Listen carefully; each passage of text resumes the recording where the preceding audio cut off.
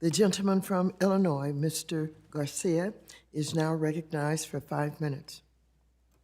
Thank you, Madam Chair and Ranking Member, for this hearing, and thank you to Chair Pro Tempore Powell for joining us. It's been a challenging year.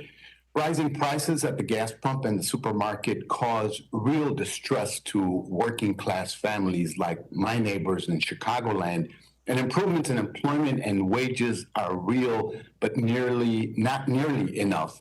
My constituents saw a decade of stagnation after the last recession. Working class Latinos and immigrants like my neighbors are always hard hit. We simply can't afford that again. Chair Powell, you've said that inflation has been driven by bottlenecks in the supply chain. And last night, President Biden highlighted their role in corporate concentration and price increases. I'll note that CEOs from Kimberly-Clark to Tyson Foods have bragged to investors about their power to raise prices without facing competition. And last night, President Biden said, and I quote, "Lower your costs, not your wages." And my constituents were glad to hear that. So, Chairman, can you explain how raising interest rates will lower prices for diapers or chicken? Last time it was because my neighbors lost their jobs and couldn't find diapers or chicken. So is that the idea?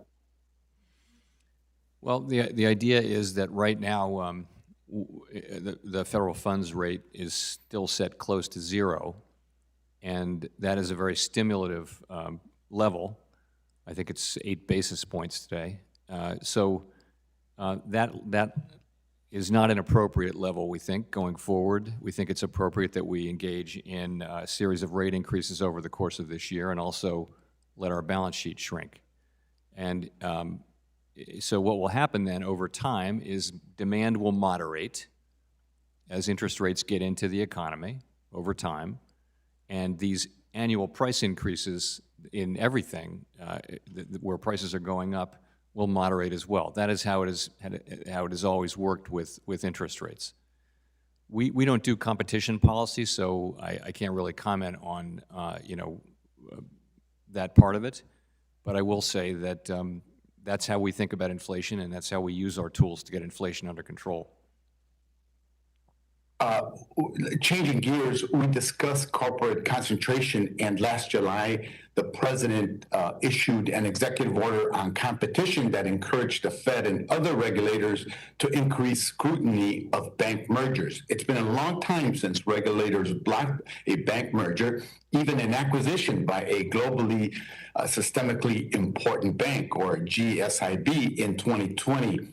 Chairman Powell, do you think it's appropriate to issue a moratorium on pending mergers while the Fed updates its framework for their review?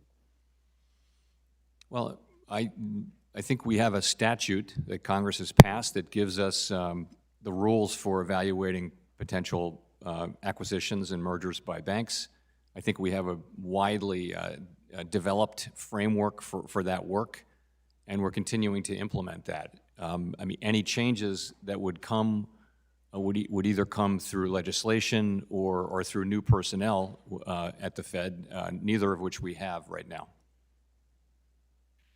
As we learned from Wells Fargo, frontline bank workers are an important resource for regulators. They see firsthand how banks implement or ignore internal controls, and they can identify problems as they develop. Incorporating frontline workers' voices in our banking regulatory system would improve the information we have and diversify the voices that get heard.